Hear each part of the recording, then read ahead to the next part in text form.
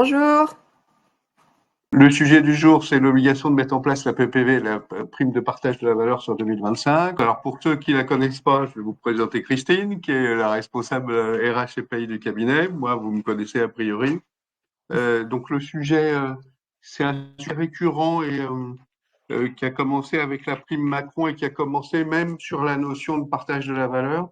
C'est qu'effectivement, il y a en France une problématique liée au niveau de salaire.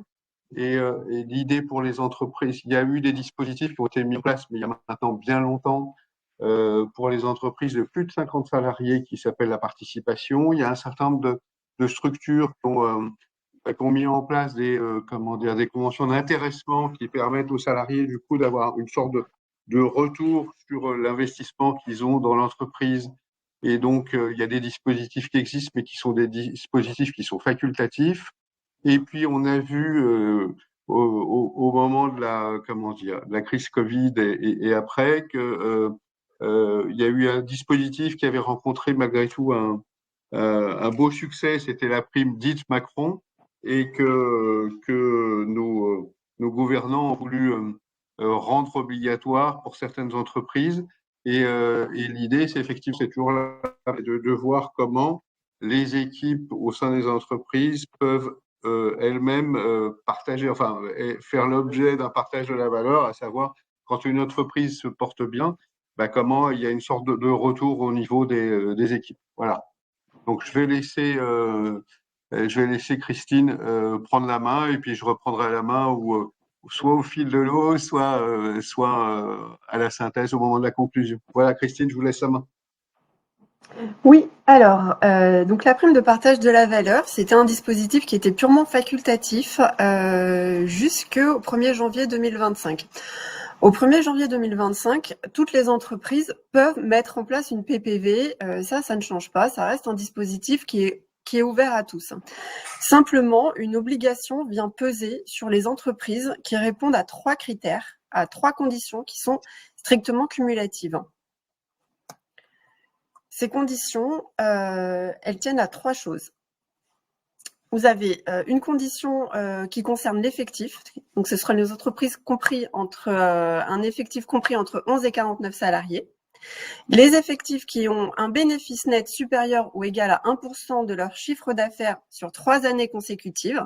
Cette condition, elle est rétroactive. C'est-à-dire que les 3 exercices qui vont être pris en compte au titre de 2025 seront les exercices 2022, 2023 et 2024. Et enfin, la 3e condition, ça va être de ne pas être déjà couvert par un dispositif de partage de la valeur qui ne soit pas actif. Concernant le calcul de l'effectif, il y a une petite spécificité, c'est que habituellement les seuils d'effectifs sont calculés après un moratoire de 5 ans.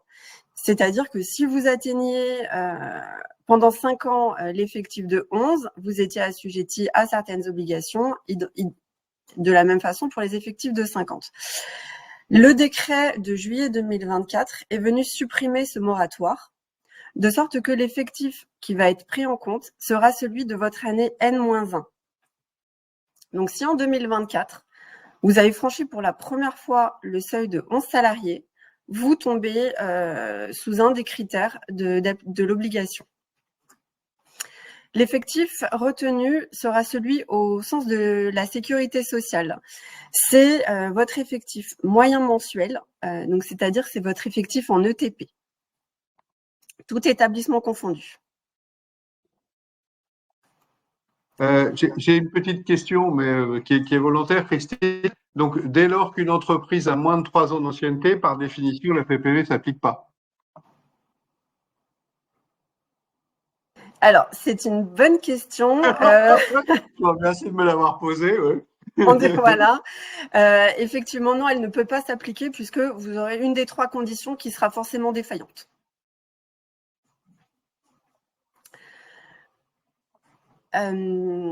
une autre condition, c'est de ne pas être couvert par un dispositif de partage de la valeur, que ce soit un dispositif de participation, un dispositif d'intéressement ou une prime de partage de la valeur déjà en place. Si vous n'avez aucun de ces dispositifs qui est en vigueur dans l'entreprise, vous tombez également, vous remplissez un des critères de l'obligation. En sachant que si votre dispositif de participation n'était pas obligatoire et qu'il avait une durée de 3 ans et qu'il a pris fin au 31 janvier 2024, par exemple, en 2025, vous n'êtes pas couvert par un dispositif, donc vous devrez quand même le mettre en place. Le fait que vous l'ayez été sur les 3 exercices précédents ne vous exonère pas de mettre en place quelque chose à partir du 1er janvier 2025. Et enfin, la 3e condition, c'est c'est trompé. Remonte, Victoria. Okay. Et la 3e condition, c'est d'avoir eu un résultat net fiscal de 1% de votre chiffre d'affaires sur les 3 exercices précédents, donc 2022, 2023 et 2024. Donc, en sachant que si vous avez sur ces 3 exercices un seul où vous n'avez pas fait 1% en bénéfice, l'obligation tombe. Vous n'êtes plus obligé de mettre en place un dispositif de participation, de partage de la valeur.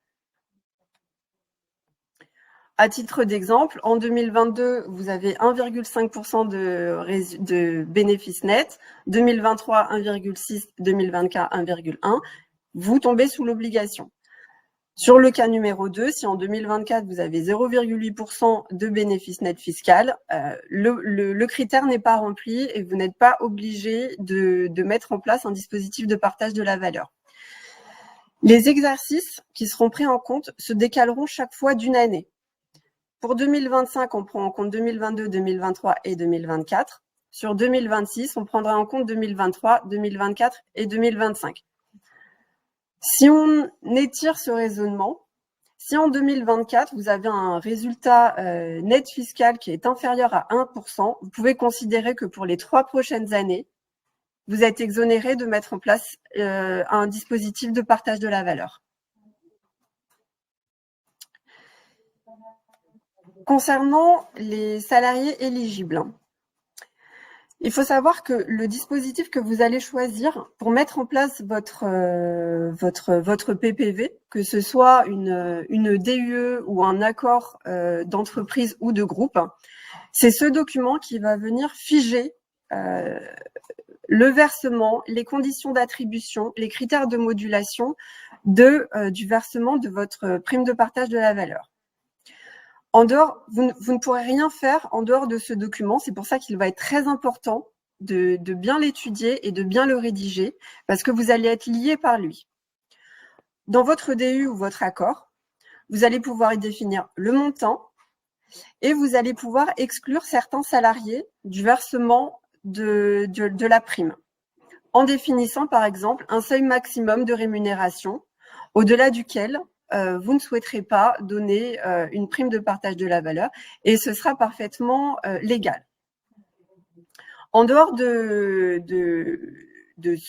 cette exclusion que vous définirez vous-même, l'ensemble de vos salariés peut être éligible à la prime de partage de la valeur.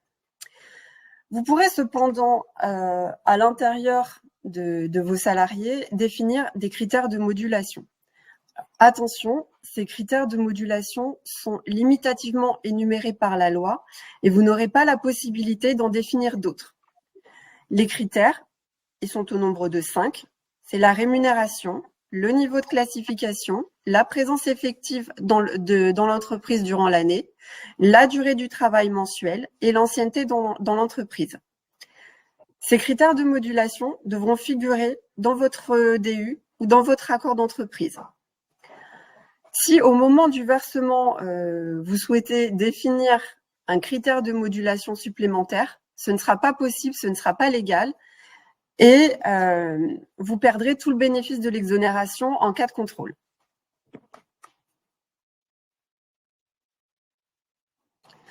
Alors, le montant pour bénéficier de l'exonération. Le principe de la PPV, c'est que c'est une prime qui est exonérée de charges sociales et dans une certaine limite de prélèvement à la source pour vos salariés. Le montant exonéré autorisé est de 3 000 € par an et par salarié. Ce montant, il peut être augmenté à 6 000 € si l'entreprise remplit une des 3 conditions suivantes. Vous avez déjà en place au sein de votre entreprise un dispositif d'intéressement ou de participation, vous pourrez monter le montant à 6 000 €. Les associations ou fondations reconnues d'utilité publique ou d'intérêt général ou les ESAT pour la prime versée à des travailleurs handicapés. En dehors de ça, vous avez naturellement la possibilité de donner une prime qui serait bien supérieure, hein, vous faites ce que vous voulez. Simplement, la partie excédentaire sera soumise entièrement à cotisation sociale et à impôt sur le revenu pour vos salariés.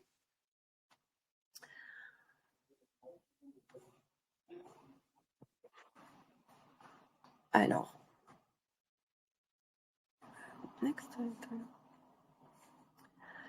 concernant l'exonération,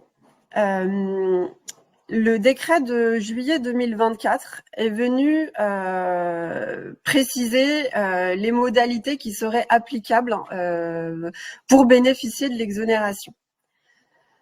Alors, il y a plusieurs limites, certaines tenant juste aux salariés. Donc, l'exonération ne s'appliquera qu'aux salariés qui seront liés par un contrat de travail et aux intérimaires mis à disposition de l'entreprise à la date du versement de la prime ou à la date du dépôt de l'accord ou à la date de la signature de l'ADU.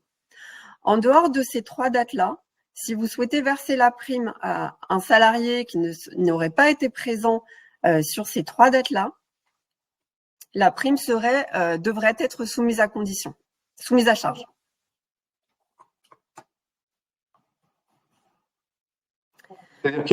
Si vous pouvez revenir, Christine, sur le slide précédent, ça veut dire que le salarié à ces 3 dates différentes devra être présent? Non, ce sera défini par l'ADU. D'accord, ok. Et l'ADU viendra vraiment figer l'ensemble des éléments du versement de la prime. Et les salariés qui peuvent bénéficier de l'exonération seront ceux qui seront uniquement présents sur l'une de ces 3 dates-là. 3 dates qui elle-même est fixée dans l'ADU. Exactement. Okay. C'est ça. Concernant les limites tenant à l'effectif, et bien là, on a encore le décret de juillet 2024 qui est venu préciser que uniquement pour les entreprises de 11 à 49 salariés,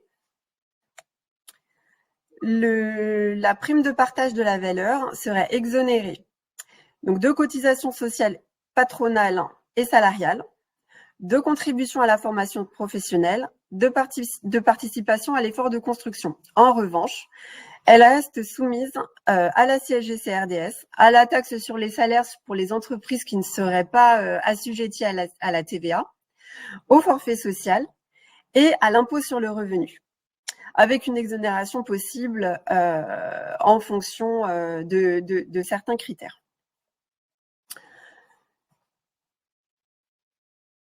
Alors, il y a une petite nouveauté qui est récemment apparue, c'est que malheureusement, le montant de la PPV viendra en déduction du montant de la réduction générale.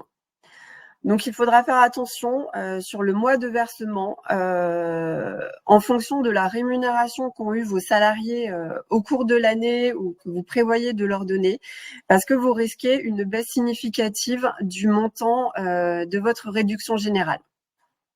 Donc, c'est un critère qu'il faut prendre en compte. Quand vous dites réduction générale, c'est bien l'ancienne réduction Fillon. Voilà. L'ancienne réduction Fillon.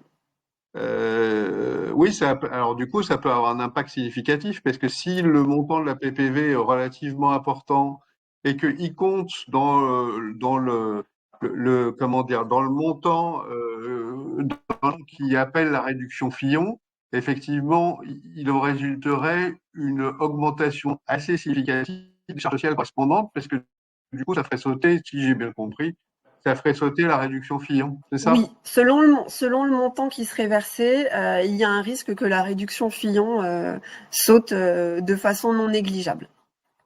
Oui, c'est pas neutre, hein. C'est pas neutre. Non. Non. Concernant les modalités de mise en place de la PPV, il y a deux choix qui s'offrent aux entreprises. Donc par un accord d'entreprise ou un accord de groupe, hein, selon les modalités de mise en place, ou par décision unilatérale de l'employeur, après consultation du CSE s'il existe. Ce sont les critères habituels de mise en place d'un accord d'entreprise ou d'une décision unilatérale.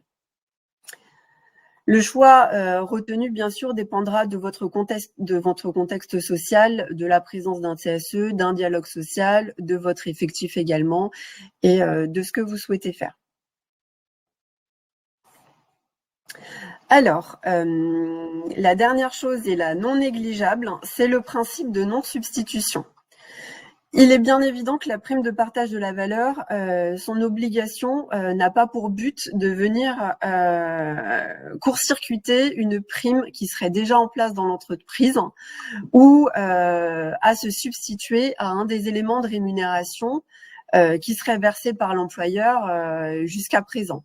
Elle ne peut pas non plus se substituer à des augmentations de rémunération ni à des primes qui seraient prévues par un accord salarial ou un contrat de travail ou un usage en vigueur dans l'entreprise. Vous avez normalement, il y a un moratoire de plusieurs années entre la mise en place d'une nouvelle prime et la suppression d'une nouvelle prime. Donc, votre prime de partage de la valeur, elle ne pourra pas venir remplacer les primes que vous avez l'habitude de donner dans l'entreprise.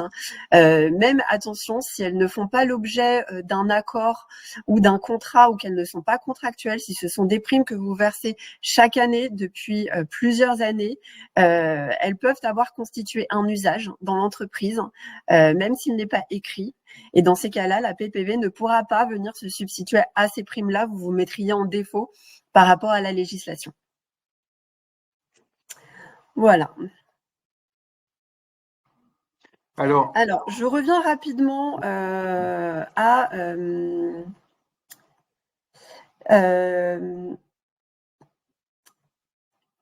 aux salariés qui seraient éligibles et aux critères de modulation autorisés. Juste pour préciser que les périodes de congé paternité, de congé maladie, de congé maternité, d'absence pour enfants hospitalisés sont assimilées à du temps de travail effectif et ne pourront pas venir s'ajouter en critères pour réduire le montant de la PPV qui pourrait être allouée. Dans ces cas-là, il faudra bien entendu rétablir le salaire du salarié concerné pour faire le calcul du montant de la prime qui lui serait allouée.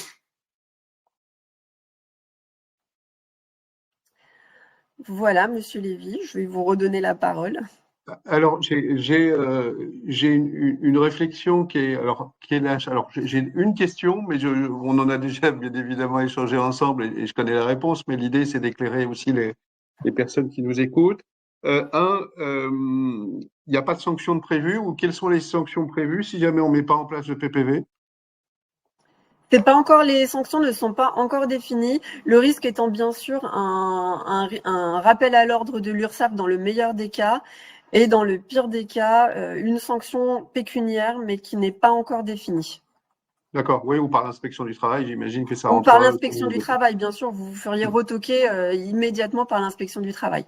Alors, j'ai un deuxième point et deuxième réflexion, c'est tout à l'heure, on a vu que la PPV allait impacter le calcul de la réduction générale, ancienne réduction Fillon. Du coup, pour bien estimer l'impact en termes de charges sociales de l'application de la PPV, ça sous-entendrait que du coup, si on voulait faire un peu malin, il faudrait plutôt mettre en place une PPV plutôt en fin d'année, ce qui nous permettrait d'avoir un niveau de rémunération cumulé et des heures travaillées sur la période et de pouvoir ainsi mieux mesurer l'impact sur la réduction Fillon, l'application de la PPV sur la réduction Fillon.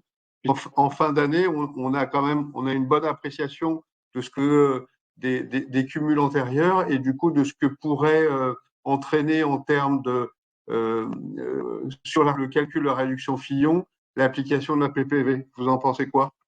Oui, tout à fait. Sur le mois de décembre, dans la mesure où vous aurez les montants exacts de réduction générale qui auront été appliqués par salarié, vous aurez connaissance de l'intégralité des rémunérations qui auront été données. Vous aurez une visibilité plus grande sur le montant que vous pouvez allouer et qui vous permettrait de ne pas réduire à minima de façon conséquente le montant de la réduction générale. Principalement pour les entreprises qui sont annualisées et qui se retrouvent au mois de décembre à devoir payer des soldes positifs, donc qui font déjà baisser le montant des réductions de cotisation. Si vous versez une PPV qui a un montant, par exemple, de 3 000 €, il est certain que vous allez court-circuiter considérablement le montant de vos réductions de l'année. Alors, j'ai une deuxième question en ce qui concerne l'application de la PPV. Qu'est-ce que vous nous préconisez? C'est plutôt de mettre en place un accord, peu importe que ce soit la forme ou une décision unilatérale, mais sur une période d'un an, ou alors mettre en place un accord avec plus de visibilité, c'est-à-dire sur une durée plus longue. Non, je conseille vraiment, si ce n'est que pour remplir l'obligation et que l'entreprise n'a pas l'envie de verser cette PPV pendant les 5 ans, le mieux est de renouveler l'ADU ou l'accord pour une durée de 1 an, puisque vous n'êtes pas à l'abri sur l'exercice précédent de manquer une des conditions qui vous soumet à l'obligation. C'est-à-dire que vous pouvez refranchir le seuil de 11 salariés à l'inférieur en 2025. Peut-être qu'en 2024, les entreprises ont 11 salariés, mais qu'en 2025, elles refranchiront la barre et que de fait, elles seront exonérées de cette obligation. De la même façon, si les 3 exercices précédents ont eu un chiffre d'affaires supérieur à 1%, un bénéfice net supérieur à 1% de leur CA, on n'est pas à l'abri qu'en 2025, le pourcentage ne soit pas atteint et que l'obligation n'ait plus vocation à s'appliquer. Dans cette idée-là, je préconise de ne faire que des DU ou des accords d'entreprise d'une durée de 1 an. OK. D'accord. Ensuite, un petit point. En fait, il y a deux types d'entreprises pour ma part, enfin pour lesquelles j'identifie une opportunité à mettre en place une PPV, même si c'est un caractère obligatoire. L'idée, c'est de réfléchir à quelle stratégie on adopte. Plutôt des entreprises pour lesquelles il y a une bonne partie de l'effectif qui reçoit une rémunération, des niveaux de rémunération plutôt faibles, avec des taux horaires faibles.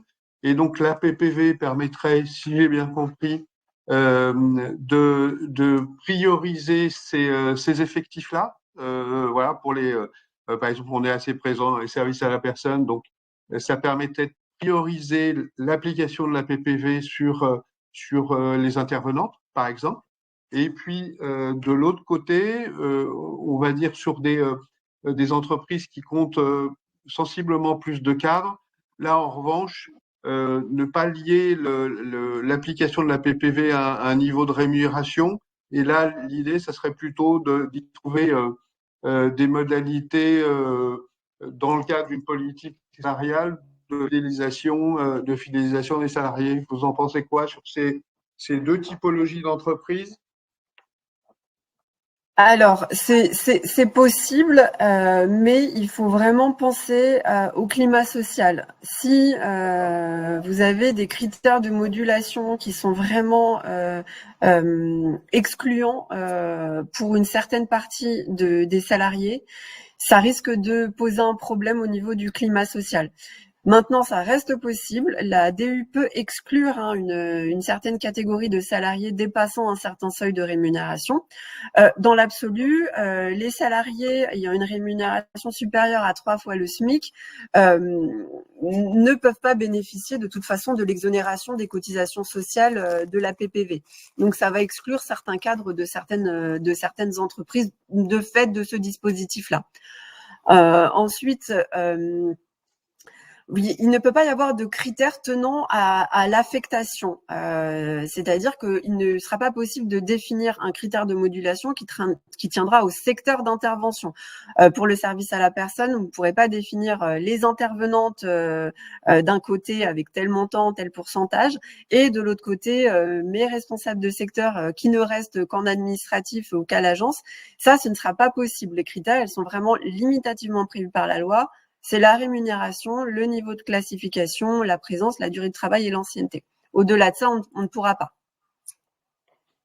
D'accord, écoutez, c'est plutôt très clair. On peut peut-être maintenant passer aux questions. Bonjour, bonjour Monsieur Bernard. Les mandataires sociaux comptent-ils dans l'effectif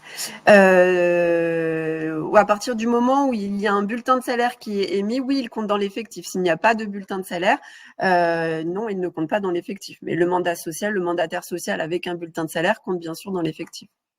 Donc ça veut dire deux choses. C'est si vous êtes président de SAS ou président de SA, vous comptez dans l'effectif. À l'inverse, si vous êtes gérant majoritaire d'une SARL, vous ne comptez pas dans l'effectif. Voilà.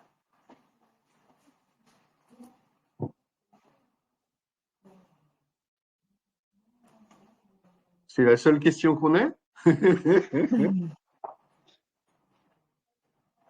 ne sais pas si c'est parce qu'on a été très efficace ou si c'est parce qu'ils sont un peu timides.